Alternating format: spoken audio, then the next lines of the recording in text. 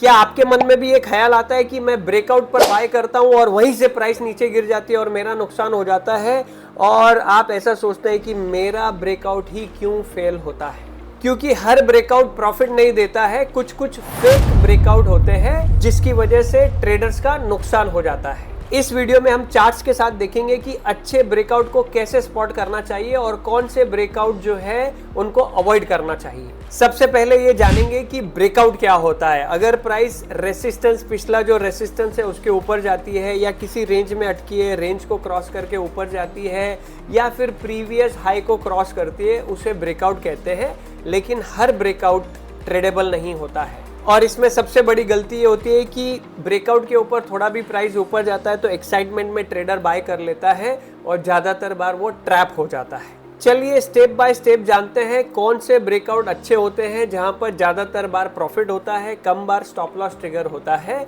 उससे मैं भी ट्रेड करता हूं, हमारी कम्युनिटी मेंबर्स भी ट्रेड करते हैं, और आप में से एक व्यक्ति ने मास्टरमाइंड, हमारा जो सेशन सैटरडे को यूट्यूब पर लाइव होता है जिसमें हम टॉप डाउन अप्रोच करते हैं, पूरी वर्ल्ड मार्केट, फिर इंडियन मार्केट, फिर सेक्टर्स को ट्रैक करने के बाद उस सेक्टर्स के, स्ट्रॉन्ग सेक्टर्स के स्टॉक्स को चुनते हैं। तो उन्होंने ये भेजा था कि how to spot confirm breakout, तो उसके आधार पर अच्छे ब्रेकआउट कहाँ पर होते हैं चार्ट बाय चार्ट जानते हैं। सबसे पहला चार्ट और सबसे पहला नियम, इस चार्ट को आप ध्यान से देखिए। इस चार्ट को आप देखने के बाद ब्लू कलर के एरो को देखेंगे, वहां पर बड़ी कैंडल बनी है ग्रीन कलर की, इसको कहते हैं बिग बॉडी बुलिश कैंडल। तो अगर ब्रेकआउट होता है तो छोटी कैंडल, डोजी कैंडल से नहीं होना चाहिए, बिग बॉडी बुलिश कैंडल के साथ ब्रेकआउट होना चाहिए।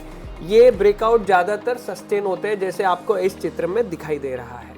अब चार्ट नंबर 2, इसमें आप देखेंगे कि यहाँ पर बिग बॉडी बुलिश कैंडल के साथ तो ब्रेकआउट हुआ ही है, लेकिन जो नीचे भी आपको बार दिखाई दे रहे हैं, नीचे भी कैंडल दिखाई दे रही है, वो वॉल्यूम्स की बार है।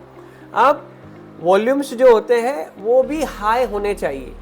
अगर वॉल्यूम्स हाई है मतलब बायर ज़्यादा है, और बायर ज़्यादा है इसका मतलब बड़ी मछलियाँ वहाँ पर एंटर कर रही हैं, तो ऐसा ब्रेकआउट सस्टेन होने के और ऐसा ब्रेकआउट स्ट्रॉन्गर मूव देने के चांसेस जो है वो ज़्यादा होते हैं। अब आप उसको कैसे कंपेयर करेंगे, क्योंकि हर एक की क्वांटिटी तो अलग अलग होती है, कुछ शेयर महंगे होते हैं, कुछ शेयर सस्ते होते हैं। तो आपको ये देखना है कि जो वॉल्यूम की कैंडल है वो प्रीवियस वाला जो वीक है उससे बड़ी है हाइट में, या पिछले कुछ जो ब्रेकआउट वाली जो कैंडल है उस पर जो वॉल्यूम है पिछले कुछ वीक से ज़्यादा वॉल्यूम आए हैं। तो वॉल्यूम की कैंडल के हाइट से कंपेयर करना है। अगर वो हाइट का बार बड़ा है इसका मतलब वहां पर ज़्यादा वॉल्यूम से ब्रेकआउट हुआ है।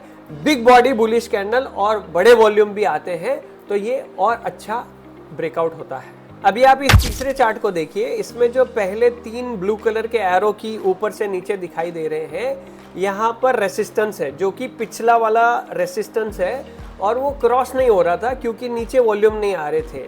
फिर जो चौथा वाला जो आपको दिखाई दे रहा है ब्लू कलर का एरो, वहाँ पर कैंडल भी बड़ी आई, रेसिस्टेंस लेवल के ऊपर क्लोजिंग भी आई, और वो क्लोजिंग आने के बाद नीचे वॉल्यूम भी ज़्यादा आए, और वो ब्रेकआउट जो है स्ट्रॉन्गर मूव में तब्दील होता हुआ हमें दिखाई दे रहा है। अभी इस चार्ट को आप देखेंगे, इस चार्ट का महत्व सबसे ज़्यादा है। आप देखिए, पहले ब्रेकआउट हुआ, रेसिस्टेंस के ऊपर ब्रेकआउट हुआ, कैंडल ब्रेकआउट लेवल के ऊपर जाकर क्लोज हुई और वो थोड़ा सा ऊपर गई।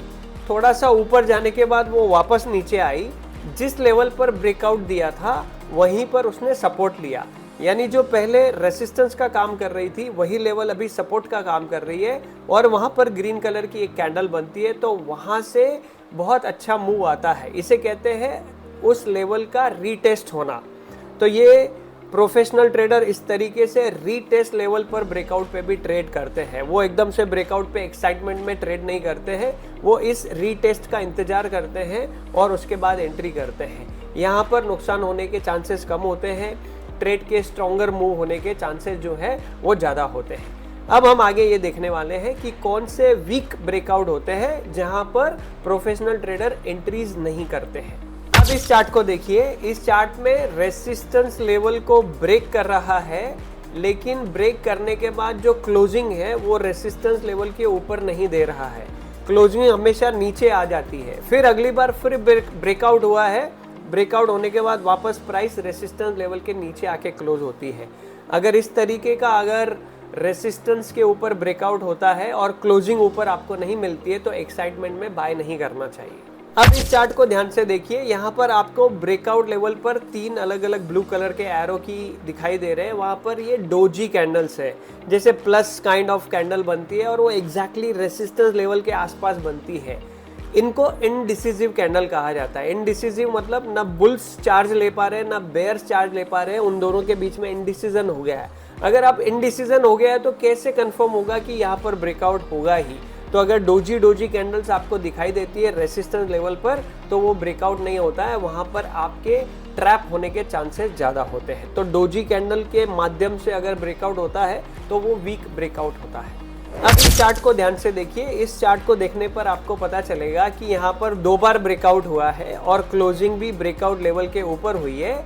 लेकिन अगर आप वॉल्यूम्स को देखेंगे तो प्रीवियस वीक से या पिछले कुछ सप्ताह से या पिछले कुछ कैंडल से कम वॉल्यूम्स है। तो अगर ब्रेकआउट होता है लेकिन वॉल्यूम्स लो है तो ऐसे में ब्रेकआउट फेल होने के चांसेस ज़्यादा होते हैं। उसके बाद आप तीसरा ब्रेकआउट भी दे रहे हैं बिग बॉडी बुलिश कैंडल के साथ यहाँ पर। तो ये जो तीसरा ब्रेकआउट है इसके तुरंत बाद एक गैप अप ओपनिंग होकर के नीचे लाल कलर की कैंडल बन गई है।